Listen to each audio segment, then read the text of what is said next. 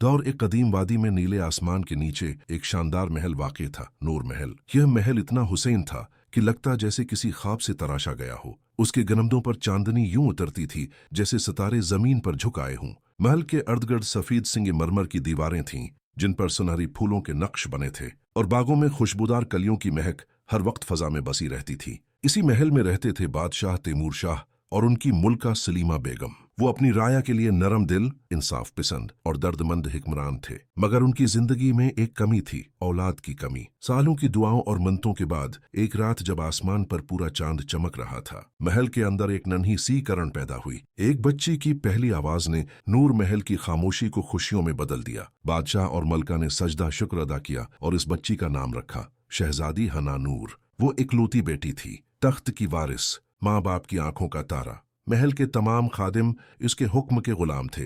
जिस चीज की फरमाइश करती वो लम्हों में उसके कदमों में हाजिर कर दी जाती। लेकिन कुदरत ने उसके चेहरे पर एक ऐसा ऐब रखा जो उसके गुरूर की जड़ बन गया। शहजादी हना के चेहरे के खुदुखाल आम लड़कियों जैसे न थे। उसकी नाक कदरे मोटी, होंठ बेतरतीब और चेहरे पर चंद निशान थे।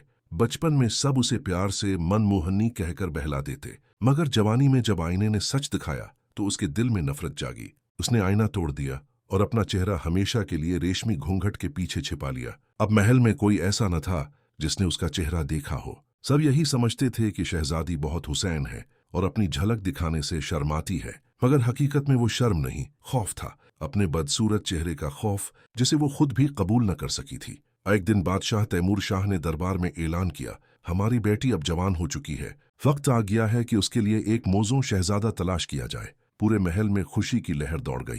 पड़ोसी रियासतों में पैगाम भेजे गए।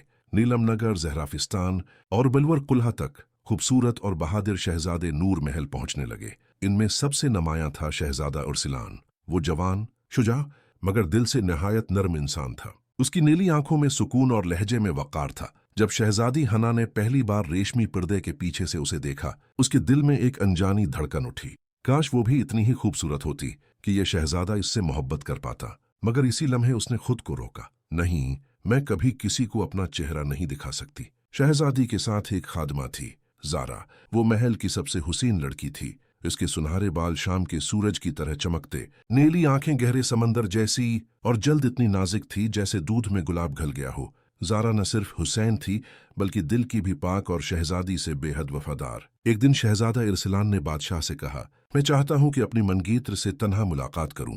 ये सुनकर शहजादी हुना का दिल लर्ज गया। अगर उसने मेरा चेहरा देख लिया तो वो शादी से इनकार कर देगा। गुस्से में उसने हुक्म दिया, जारा, आज से तुम मेरी जगह जाओगी। जहां जहां इरसलान मुझे बुलाएगा वहां तुम जाओगी।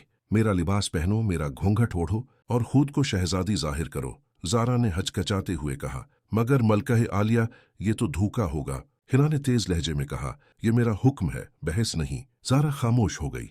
वफादारी ने उसे मजबूर कर दिया। शहजादी ने खुद जारा को तैयार किया। शाही नीला लिबास, चांदी के जीवर, हल्का सा गुलाबी रंग होंठों पर और बालों में सुनारी पिंज, जैसे कोई आसमानी परी हो। फिर उसके चेहरे पर रेशमी घूंघट डालकर बोली, याद रखना जारा, अगर अरसलान चेहरा देखने की जद करे तो सिर्फ अपने हाथ दिखाना, चेहरा हरगुज नहीं।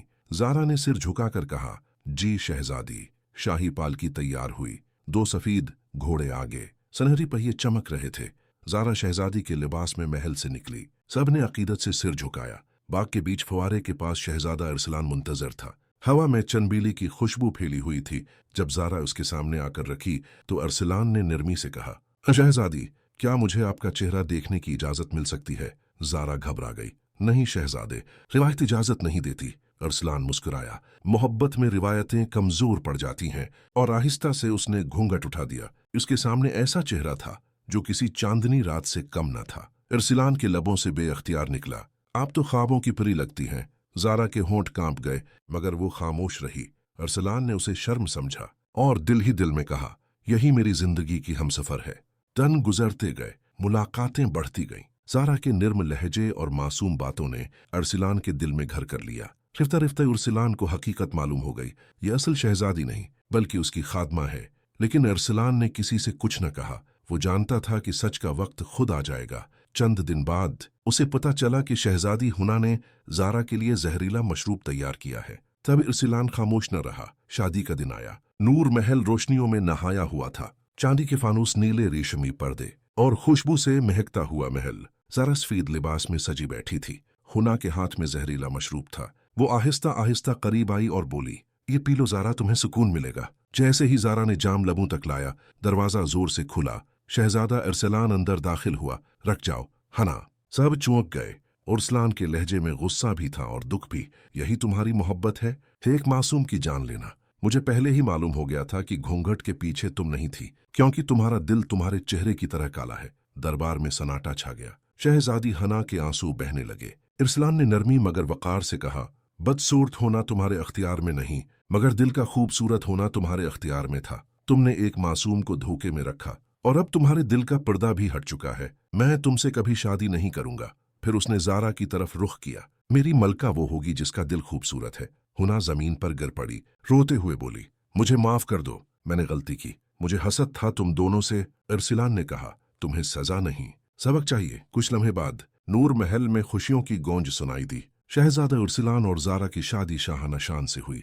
शहजादी हुना ने खुद अपने हाथों से ज़ारा को दुल्हन बनाया। उसकी आंखों में निदामत थी मगर दिल में सुकून। फर्श में चंबीली की खुशबू फैली हुई थी और नूर महल एक नए आगाज से जगमगा उठा।